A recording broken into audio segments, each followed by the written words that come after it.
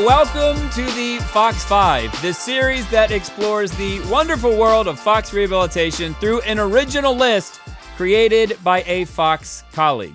That colleague today is Fox occupational therapist Savanna Grife. Savanna, welcome to the Fox 5. Hello, thank you for having me. Savanna, what is your Fox 5 today? My Fox 5 is 5 ways occupational therapists can be creative. It's funny, I was in a meeting today with both physical and occupational therapists, and there was a physical therapist who conceded that occupational therapists are always more creative.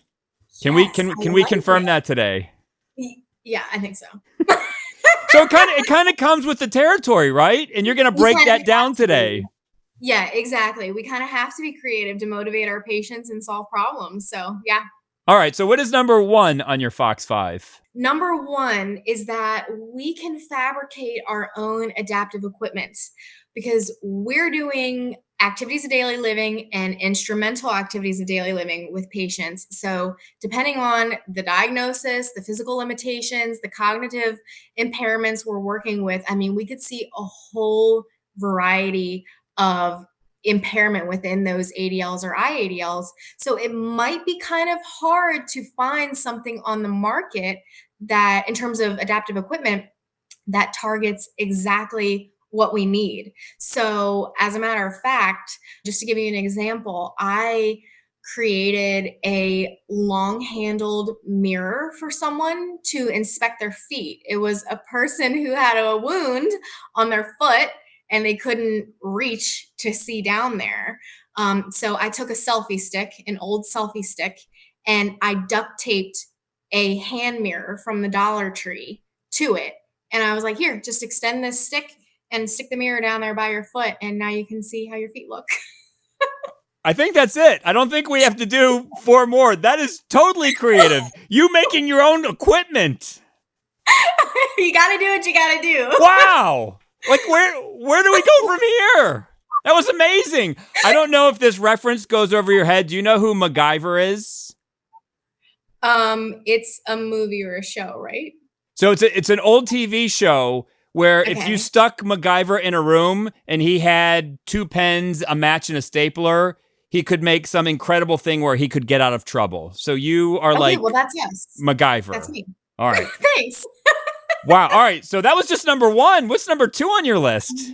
Number 2 is using ADL or IADL as means and as ends. So usually when we see our patients, they're getting referred to us because they're having a problem with dressing or they're having a problem with something specific, like an activity. But we can also use those activities as means to another end. So for an example, if we have a patient who loves to crochet, say that's their hobby, and they have weak pinch strength, why don't we practice pinching and crocheting at the same time? We can, practice pinching the string, pinching the needles, and holding it real tight to improve that pinch strength. This is amazing.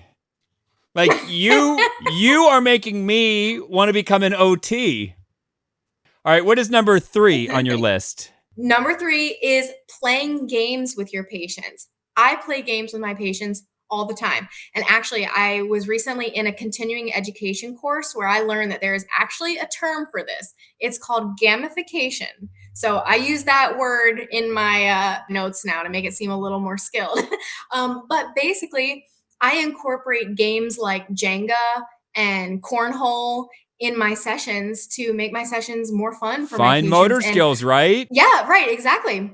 Yes, and I found that patients like to compete with themselves. I'm like, okay, last time you got 3 bean bags in a row. This time you got to get 4 or 5. And so they are more motivated. They want to step on that balance pad and swing their arm and throw that bean bag and try to get it in the hole. At the same time, they're improving their balance. Like, think about that. Games are so important because if you have something to strive for, you can almost visualize it. But if you're like, yeah, put this here, what are you doing? But hey, you did this 4 times. Let's see if you can do 6 times. Yeah, exactly. So I found that's pretty effective.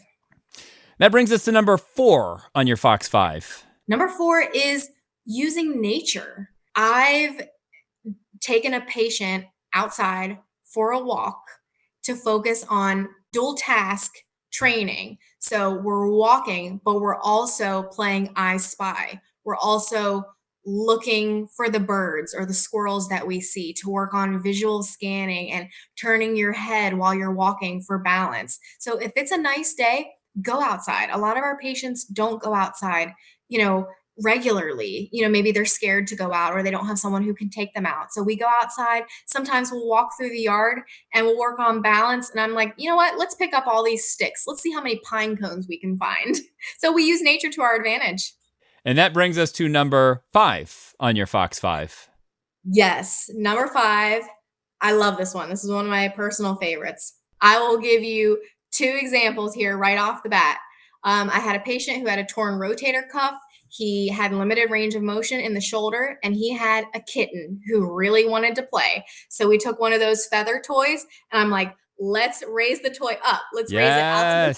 And then if you have a dog, stand on a balance pad and throw the toy, throw the ball. We're practicing balance, but we're playing with our dog. On cue, I could see your dog stand up, and I was waiting for... Oh, there. Now, is that your dog, or did you say it's your brother-in-law's dog? This is my brother-in-law's dog. Her name is Scarlett, and she's a golden retriever. She's very needy, but I have a Sheltie in here somewhere. Her name is Penny. All right. I don't know where she is. I think the dog appreciated that Pets got a shout-out on this Fox 5 episode. Yes, she did. For Savanna Grife, my name is Jim Shear, and we will see Jens later.